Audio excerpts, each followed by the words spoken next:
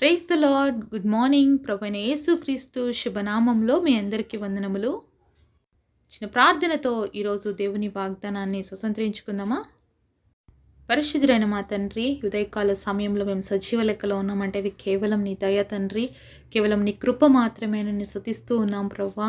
మరొక దినాన్ని మా అందరి జీవితాల్లో ఇచ్చినందుకు వందనాలు ప్రవ్వా. ఈ దినమంతటి కొరకు మమ్మల్ని సిద్ధపరచండి. నీ విలువైన మాటల చేత మమ్మల్ని దర్శించమని యేసు నామములో ప్రార్థిస్తున్నాము తండ్రి, ఆమేన్.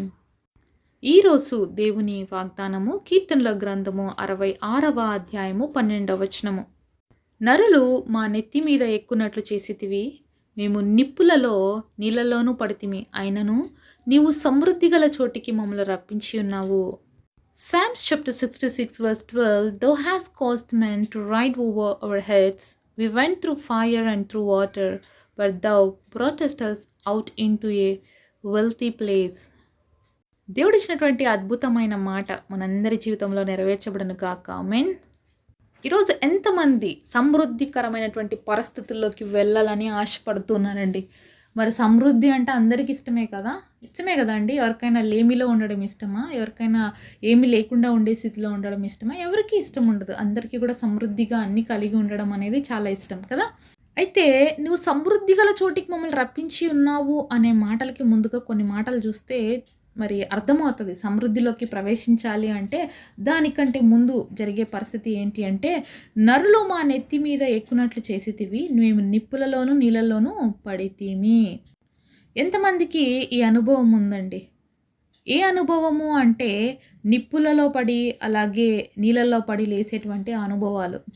నిప్పుల్లో పడ్డము ఏంటి అంటారా? బంగారు పడుతుంది కదండి నిప్పులో. మరి బంగారులో ఉన్నటువంటి మస్ట్ అంతా పోయి దాంట్లో ఏమొస్తుంది, మరి ఒక మంచిగా తయారై బంగారు బయటకు వస్తుంది. ఈరోజు నువ్వు దేవుడి దృష్టిలో చాలా విలువైన వ్యక్తివైతే నీలో ఉన్నటువంటి మస్టు, నీలో ఉన్నటువంటి పాపము, అలాగే నిన్ను యొక్క మరి చాలా విలువైన వ్యక్తిగా దేవుడు చేయాలనుకున్నప్పుడు ఖచ్చితంగా అగ్నిలోకి వెళ్ళాల్సి వస్తుందన్నమాట. మరి దేవుని భక్తుడైనటువంటి యోబు అంటాడు, నేను శోధింపబడిన తర్వాత శుద్ధ సువర్ణంగా మార్చబడితిని అని. మరి శోధనలో ఏమైనాడంటే ఇప్పుడు యోబు శుద్ధ సువర్ణంగా, అంతకుముందు మామూలు సువర్ణంగా ఉండొచ్చు. మనకు తెలుసు కదండి, బంగారులో కూడా క్వాలిటీ ఉంటుంది. 18, 22, 24 క్యారెట్. మరి అంతకుముందు యోబు 18 క్యారెట్ లేదా 22 క్యారెట్ లాగా ఉండిండొచ్చు. కానీ ఎప్పుడైతే అగ్గిలో పడినాడో, శ్రమల్లో గుండా వెళ్ళినాడు, ఇప్పుడు ఎలా అయిపోయినాడంటే శుద్ధ సువర్ణంగా 24 carat. There is no mixing at all అనమాట. చాలా ప్యూరిఫైగా బయటికి వచ్చాడు. అలాగే ఈరోజు మరి దేని పడితే దాన్ని అగ్గిలో వేసేయలేమండి కదా, అంతే కదా. అందరినీ అగ్గిలో వేసేస్తే అయిపోయింది, ఇంకా కాలిపోవడమే ఉంటుంది. కానీ ఎవరిని దేవుడు అగ్గిలోకి పంపిస్తాడు అంటే, మరి యోబుని చూసారు కదా, అగ్నిమంటి మహాశ్రమంలోకి వెళ్ళినప్పటికీ కూడా నేను శుద్ధ సువర్ణంగా బయటకు వచ్చానని సాక్ష్యం ఇవ్వగలుగుతున్నాడు. ఇప్పుడు ఒక ప్లాస్టిక్నో, లేకపోతే ఒక పుల్లనో, లేకపోతే ఒక కట్టెనో, లేకపోతే ఒక పేపర్నో వేస్తే ఏమవుతుంది, అగ్గిలో బూడిదైపోతుంది, అంతే కదా. మరి ఈరోజు మన ఆత్మీయ స్థితి ఏ విధంగా ఉంది? కట్టలాగున్నామా, ప్లాస్టిక్ లాగున్నామా, లేకపోతే పేపర్ లాగున్నామా? అలా ఉంటే మనం అగ్నిలో వేసేకి కూడా పనికిరామన్నమాట. పనికి అంటే వేస్తే ఏమైపోతాం, కాలిపోతాం. కానీ ఈరోజు నువ్వు బంగారంగా ఉన్నప్పుడే దేవుడు నిన్ను ఏం చేస్తాడు, అగ్గిలోకి వేస్తాడు. ఈరోజు నువ్వు శ్రమలు పడుతున్నావు అంటే నువ్వు ఆలోచించాలి, నువ్వు పనికిరాని వ్యక్తివి కాదు, నువ్వు చాలా విలువైన వ్యక్తివి కాబట్టే శ్రమలు నీ జీవితంలో అనుమతించబడ్డాయి. నువ్వు చాలా విలువైన వ్యక్తివి కాబట్టే దేవుడు నిన్ను ఎక్కడేసాడంట, అగ్గిలోకి వేశాడు. ఎందుకు వేశాడు? నువ్వు అగ్గిలో కాలిపోతావని వేసాడా? కానే కాదు. నువ్వు అగ్గిలోకి పోతే ఏమవుతావంట, ఇంకా ప్యూరిటీగా మారుతావు, ఇంకా నీ విలువ చాలా పెరుగుతుంది, అంతే కదండి. 24 క్యారెట్కి ఎంత రేట్ ఉంటుందో నార్మల్గా ఉండే బంగారుకి ఎంత రేట్ ఉంటుందో డిఫరెన్స్ ఉంటుంది. సో నిన్ను అంత ప్యూరిఫై చేయటానికే దేవుడు నిన్ను అగ్గిలోకి వేశాడు. కాబట్టి you are so precious in the sight of God అనేది గుర్తుపెట్టుకోవాలి. దేవుడి దృష్టిలో విలువైన వ్యక్తివి కాబట్టి నీ జీవితంలో శ్రమలు అనుమతించబడ్డాయి. అందరికీ అనుమతించబడవు. ఎవరైతే తట్టుకొని నిలబడగలుగుతారో, దేవుడు ఎవరినైతే హెచ్చించాలనే ఆలోచన కలిగి ఉంటాడో, అలాగే ఎవరినైతే దేవుడు సమృద్ధి కలిగినటువంటి స్థలంలోకి దేవుడు తీసుకెళ్ళాలని ఆశపడతాడో, వాళ్ళని విస్తరింప చేయాలని దేవుడు ఆశపడతాడో, అలాంటి వ్యక్తుల్ని మాత్రమే సమస్యల గుండా, శ్రమల గుండా పోనిస్తాడు. ఒక వ్యక్తి పేపర్ లాంటి విశ్వాసమో లేకపోతే ప్లాస్టిక్ లాంటి విశ్వాసం ఉంటే దేవుడు వేసేస్తాడు ఆ వ్యక్తిని అగ్నిలోకి. దేవుడికి తెలుసు కదా మాడిపోతారు, బూడిదైపోతారు అని. కాబట్టి అలాంటి వ్యక్తుల్ని దేవుడు మరి అనుమతించాడు. కానీ ఏ వ్యక్తిని దేవుడు అనుమతిస్తాడంటే, దేవుడికి తెలుసు ఈ వ్యక్తి అగ్గిలో పడితే, ఈ వ్యక్తి శ్రమల్లో పడితే ఇంకా ప్యూరిఫై అవుతారు. అలాంటి వ్యక్తుల్ని మాత్రమే అనుమతిస్తాడు. కాబట్టి ఈరోజు నీ జీవితంలో నాకు ఎందుకు శ్రమ, నాకెందుకు కష్టం, నాకెందుకు ఇబ్బంది, నాకే ఎందుకు ఇలాంటి పరిస్థితులు అంటే, నువ్వు దేవుడు దృష్టిలో చాలా విలువైన వ్యక్తిగా ఉన్నావు కాబట్టి అగ్గి వంటి శ్రమల మధ్యలో నువ్వు వెళ్తున్నావు. అయినప్పటికీ కూడా ఏమి కూడా నీకు హాని జరగదు. ఇప్పుడు నీళ్ళల్లో పడినటువంటి చేప ఏం చేస్తుందండి? బతికి ఉంటే అది ఎదురుతుంది నీళ్ళకి, హ్యాపీగా ఈదుకుంటే వెళ్ళిపోతుంది, దాటుకుంటుంది అన్నీ. కానీ సచ్చిన సేపు ఏమైపోతుంది? అది కొట్టుకొని వెళ్ళిపోతుంది. కాబట్టి నీళ్ళల్లో ఉన్నప్పుడు కూడా మనం ఏ విధంగా ఉండాలి? బతికిన చేపల్లాగా నీళ్ళకి ఎదురుగా నిలబడి మనం కూడా స్విమ్ చేసే వాళ్ళుగా ఉండాలి. అంటే శ్రమలు మనల్ని ఎత్తెత్తి కిందికి వేస్తున్నా కూడా నిలబడగలగాలి. ఆ యొక్క సమస్యల్లో, ఆ యొక్క ఇబ్బందుల్లో కూడా మనం ఏం చేయాలి? స్టాండ్ అవ్వాలి, ముందుకు ఈదుకుంటూ దూసుకుపోవాలి. అప్పుడు నీళ్ళు ఎంత ప్రవాహం ఉన్నా కూడా మనం బతుకున్నాం కాబట్టి ఈదగలుగుతాం. సచ్చిన చేప అయితే ఈదలేదు కదా.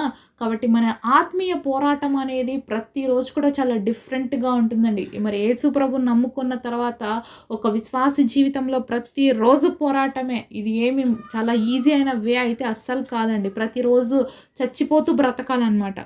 అర్థమైందండి? చచ్చిపోతూ బతకాలి అంటే చాలా విషయాల్లో చచ్చిన వారుగా ఉంటే తప్ప మనం బ్రతకలేం. లోకస్తుల్లాగా ప్రతిదీ కూడా మనం కూడా చేయాలనుకుంటే మనం చచ్చిపోతాం ఆత్మీయంగా. కాబట్టి మన బ్రతుకు లోకస్తుల్లాగా ఉండదు, చాలా డిఫరెంట్గా ఉంటుంది. ఒక ఆత్మీయుల జీవితం ఏ విధంగా ఉంటుందంటే ప్రతిరోజు పోరాటమే, ప్రతిరోజు యుద్ధమే అనమాట. కాబట్టి మనం ఎక్కడున్నాము? ఈరోజు యుద్ధ భూమిలో ఉంటున్నాం. కాబట్టి భయపడకూడదు. యుద్ధంలో మరి వెళ్ళే వ్యక్తుల్ని ఒకసారి కదిలించి మన దేశంలో ఉన్న ఆర్మీలో వాళ్ళని అడిగినాం అనుకోండి, వాళ్ళు బాగా దేశభక్తితో నింపబడి ఉంటారు. కాబట్టి వాళ్ళు ఏం చెప్తారు తెలుసా? ఎప్పుడో ఒకరోజు చచ్చిపోవాలి కాబట్టి దేశం కోసమే చచ్చిపోతాము అంటారు. అంత భక్తి ఉంటుంది. ఒక మనిషిని అంతలాగా ట్రైన్ చేస్తారు ఆర్మీ టీంలో జాయిన్ అయిన తర్వాత. మరి ఒక ఆర్మీ టీంలోనే అంత చక్కగా వాళ్ళని మరి ట్రైనప్ చేసి చచ్చిపోతాం కాబట్టి దేశం కోసమే చచ్చిపోతామని నిర్ణయం తీసుకున్నట్లయితే మరి దేవాది దేవుడు పరలోక రాజ్యం మన ముందుందండి. దానికోసం మనం జీవించాలి ఈ లోకంలో. అలాంటప్పుడు ఈ లోకంలో ఉన్న వాటిని, ఈ లోకంలో ఉన్న వాటి కోసము మన జీవితాన్ని అంతమొందించుకోకూడదండి. ఈ లోకంలో ఎంత సంపాదించినా, ఎంత పెట్టుకున్నా అవన్నీ ఇక్కడ విడిచిపెట్టి పోవాల్సిందే. కానీ మనం ఏదైతే పొందుకోవాలని ఆశపడుతున్నామో అదేంటి? నిత్య రాజ్యం. దానికోసమే ఈరోజు మనం ప్రతిరోజు మరణిస్తూ బ్రతుకుతున్నామని చెప్తున్నాం. కాబట్టి ఆ నిత్య రాజ్యంలోకి వెళ్ళే వరకు కూడా మన జీవితంలో పోరాటం అనేది ఉంటూనే ఉంటుంది. ఆ నిత్య రాజ్యమే మనందరికీ కూడా సమృద్ధికరమైనటువంటి స్థలం అన్నమాట. దేవుడితో యుగాలు గడిపే స్థలం. ఆకలి ఉండదు, దప్పికుండదు, వేదన ఉండదు, ఏ బాధలు ఉండవు అక్కడ. నిరంతరం దేవుని స్తుతిస్తూ ఎంతో హ్యాపీగా ఉండొచ్చు కదా. మరి ఆ యొక్క స్థలంలోకి నువ్వు నేను సిద్ధపడాలని దేవుడు ఆశపడుతున్నాడు. అలాంటి సమృద్ధికరమైనటువంటి మరి జీవితంలోకి మనం వెళ్ళాలని ఆశపడుతున్నాం. దేవుడు ఆశిస్తున్నాడు మనందరిని బట్టి. అలాగే మనం కూడా ఆశపడాలి. ఈరోజు నీ జీవితంలో శ్రమ వస్తుందంటే ఆ శ్రమతో నీ జీవితం అంతం అయిపోదు. ఆ శ్రమతో నీ జీవితం ఎక్కడికి వెళ్తుంది? సమృద్ధికరమైనటువంటి స్థలంలోకి వెళ్తుంది. ఒక సమస్య, ఒక ఇబ్బంది, అలాగే ఒక పోరాటం నీ జీవితంలో ఉంది అంటే నువ్వు ఎక్కడికి వెళ్తావు తెలుసా? సమృద్ధికరమైనటువంటి పరిస్థితుల్లోకి వెళ్తావు. ఈరోజు లేమిలో ఉన్నావేమో, ఈరోజు కష్టంలో ఉన్నావేమో, ఈరోజు కన్నీరు కారుస్తున్నావేమో, ఈరోజు నీ జీవితంలో మరి ఏమీ లేదు అని బాధపడుతున్నావేమో, లేకపోతే నాకంటే ఏంది లేదు, నన్నంటే ఎవరు ప్రేమించే వాళ్ళు లేరు, నా జీవితంలో నేను ఒంటరిగా మిగిలిపోయినాను, నాకు ఎక్కడ హోప్ లేదు, నాకు ఎక్కడ నిరీక్షణకి ఆస్కారమే కనిపించట్లేదు అని నువ్వు బాధపడుతున్నట్లయితే మరి పరిస్థితుల్లో కూడా నీకు ద్వారం తెరచడానికి దేవుడు ఎప్పుడు సిద్ధంగా ఉన్నాడు. అయితే నువ్వు ఆయన దగ్గరికి వెళ్ళి తలుపు కొట్టు, ఆయన తలుపు నువ్వు మరి అడుగు, నాకు ఓపెన్ చేయమని ద్వారాలు దేవుడు ఓపెన్ చేస్తాడు. అలాగే సమృద్ధికరమైనటువంటి పరిస్థితుల్లోకి దేవుడు మనల్ని తీసుకొని వెళ్తాడు.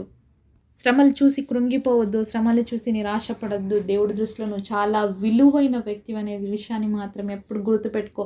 దేవుడి సన్నిధిలో విలువగా ఉండడం అనేది చాలా చాలా అద్భుతమైన విషయం. కాబట్టి ఎవరు విలువైన వాళ్ళనే దేవుడు శోధిస్తాడు, వాళ్ళనే గొప్పగా దేవుడు ఆశీర్వదిస్తాడు.